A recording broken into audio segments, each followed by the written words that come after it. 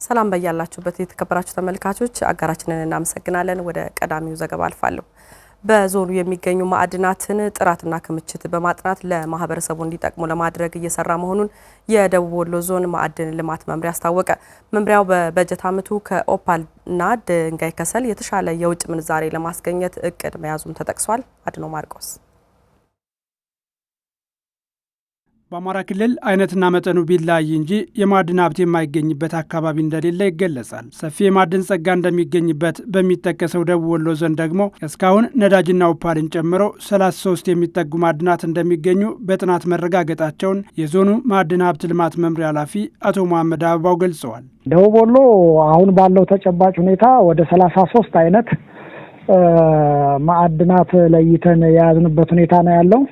የኮንስትራክሽን ማዕድን፣ ብረትና ብረት ነክ የሆኑ ማዕድናት፣ የከበሩ ማዕድናትን የነዳጅ ዘይትን ጨምሮ ስናየው በየጊዜው አዳዲስ ማዕድናት የሚገኝበት ዞን ነው። በተለይ የኢንዱስትሪ ማዕድን ብቻውን ብናይ ድንጋይ ከሰል አለበት፣ አምበር አለው፣ ሊቲየም፣ እነ ሲሊካ ሳንድ በሰፊው የሚገኙበት ከባቢ ነው ያለውና ኦፓልም ጥቁር ኦፓል ብቸኛው ጥቁር ኦፓል እኛ ዞን ውስጥ ደላንታ ነው ገልጤና አካባቢ አምባሰል ተራራን ጨምሮ ያለበት ነባራዊ ሁኔታ ነው ያለው በዞናችን። የመምሪያ ኃላፊው የማዕድናትን መገኛ ጥራትና ክምችት አሳ ማድረግ እንዲሁም ከማዕድናት የሚገኘውን የውጭ ምንዛሬ ማሳደግ በዚህ በጀት ዓመት በትኩረት ይሰራበታል ብለዋል። ማፒንግ ላይ ትኩረት አድርገን እንድንሰራና በተለይ የማዕድን ክምችቱንና ጥራቱ ላይ ትኩረት አድርገን እንሰራለን ብለን ነው የምናስበው። ሁለተኛው የሀርድ ከረንሲ ማግኘት ነው። በተለይ የድንጋይ ከሰልና ኦፓል ላይ በሰፊው መስራት አለብን።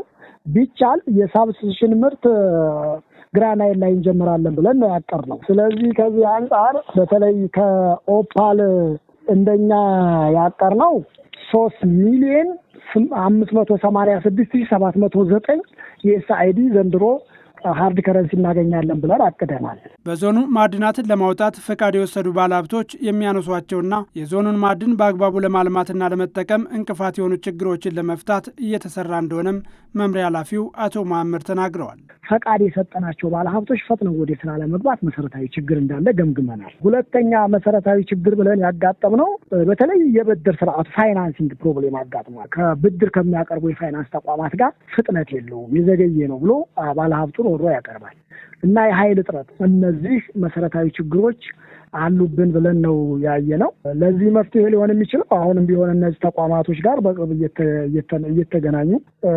እየተወያየን ችግሩን የጋራ እያደረግን ሀገራዊ ችግሩን እንደ ሀገር የጋራ የምናደርግበት ነገር ግን ከዛ በታች ያሉ ችግሮችን ደግሞ ተቋማቶች ወስደው በየጊዜው እነዚህ ቁልፍ ደንበኛ ብለው እነዚህ ባለሀብቶች ላይ የማብራት መቆራረጥ መጠኑን ቢያንስ ሚኒማይዝ ቢደረግ የሚል ዳይሬክሽን ነው ያስቀመጥነው። በደቡብ ወሎ ዞን የማዕድን ሀብት አንደኛው የስራ ዕድል መፍጠሪያ ጸጋ ነው። ስለሆነም በዚህ በጀት ዓመት ከ3000 በላይ የሚሆኑ ወጣቶችን በቋሚ የስራ ዕድል ተጠቃሚ ለማድረግ እቅድ ተይዞ እየተሰራ እንደሆነም መምሪያ ኃላፊው አቶ መሐመድ ገልጸዋል።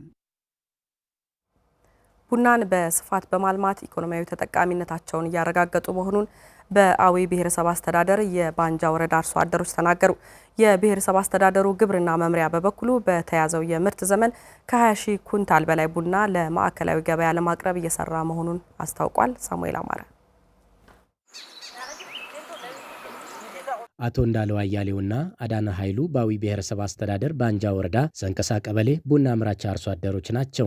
አርሶ አደሮቹ ከዓመታት በፊት ለቤት ፍጆታ ብለው የጀመሩት የቡና ልማት አሁን ላይ ልጆችን ከማስተማር እስከ ቋሚ ንብረት ማፍራት የደረሰ የኢኮኖሚ አቅም እንደፈጠረላቸው ተናግረዋል። ከዚህ በፊት የሸጡትን ከተማ ዚጫ አካባቢ ድንካራ 2 ክፍል 3 ክፍል ቤት ሰርቼላታለሁ ለልጆች። አሁን ቀጣይ ላይም እንጨምራለሁ ብዬ አስባለሁ። በቡና ገንዘብ 3 ልጆች አስተምሬ ቦታ ደህና ይዛ መኖሪያ ቤት የኔ የነበረ እንዲው ዝም ብሎ ተራ ነበረ። ዛሬ ግን ሊሾ ሆኖ በቃ የከተማ ቤት ነው የሚመስል። ግን ውጭ ግን አሁን ክሪዘን ነው እዚህ ለሻገር ፍለምናምን ለመድረክ ከቡና የበለጠ ንብረት ምንም የለም ከሀገር። አልፎ አልፎ የሚከሰተው የተፈጥሮ አደጋ የቡና ምርታቸውን እየቀነሰባቸው ቢሆንም ልማቱን ግን እየገፉበት እንደሆነ ነው አርሶ አደሮቹ የሚያስረዱት። በረዶ ነገር እንትናለ እንጂ ግን ተስፋ አንቆርጥም፣ እየሰራን ነው። ቡና ጠቃሚ መሆኑን በቃ ቡና ስንጠጣ ማህበር ላይም ጥከሉ እንደዚህ ያልን የተመካከርን ነው እዚህ አካባቢ ያለን። ዘንድሮ ትንሽ የበረዶ ችግር ቢቸገርም በቃ ተስፋ አንቆርጥም። በሚቀጥለው ዓመት 200 ሺህ ለማግኘት በቃ እኛ ፍላጎት ግን እንክብካቤ እናደርጋለን። የአዊ ብሔረሰብ አስተዳደር ግብርና መምሪያ ምክትል ኃላፊ አቶ አዲሱ ስማቸው በተያዘው በጀት ዓመት ከ20 ሺህ ኩንታል በላይ ቡና ለማዕከላዊ ገበያ ለማቅረብ እየተሰራ መሆኑን ተናግረዋል። ከ4600 ሄክታር በላይ በቡና በተለያዩ ዝርያዎች የተሸፈነበት ሁኔታ ነው ያለ። ከ262 በላይ ክላስተሮች የቡና ክላስተር እንደ አዊ ብሔረሰብ አስተዳደር ተፈጥሮ በዛ መንገድም ጭምር የማኔጅመንት ስራዎችም እየተሰሩ የሚገኙበት ሁኔታ አለ። በዚህ ዓመትም ጭምር ከ20 ሺህ ኩንታል በላይ ቡና በማምረት ለማዕከላዊ ገበያ ለማቅረብ ነው እየተሰራ ያለው። እንግዲህ ሰፊ የሆነው ፖቴንሻልም ጭምር አለን። እንደምታውቁት የብራንድም የሆነ የአዊ ቡና ከዛ ውስጥ ደግሞ የአየሁ ጓጉሳ ቡና በጣም ታዋቂ ነው። ከዛም በመቀጠል የአስኩና ባንጃ ላይ ጓንጓም በጣም ሰፊ የሆነ ምርት የሚጠበቅባቸው ቦታዎች ናቸው። የቡና አምራች አርሶ አደሮችን የገበያ ክፍተት ለመሙላት ከንግድና ገበያ ልማት ተቋማት ጋር ትስስር በመፍጠር የግብይት ሰንሰለት እየተፈጠረላቸው መሆኑን አንስተዋል። እንደሚታወቀው ይህን 2 ዓመት በክልል ደረጃ የቡና ዩኒየን ማህበር አለ። ነገር ግን ደግሞ ፋንክሽናል አይደለም።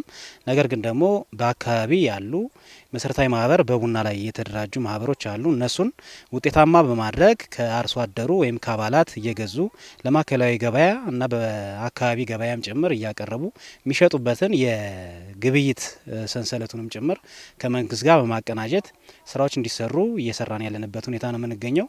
የብሔረሰብ አስተዳደሩን የቡና ሽፋን ለማሳደግ ከ1.4 ሚሊዮን በላይ የቡና ችግኞች ለተከላ ስለመዘጋጀታቸውም ከመምሪያው የተገኘው መረጃ ያሳያል።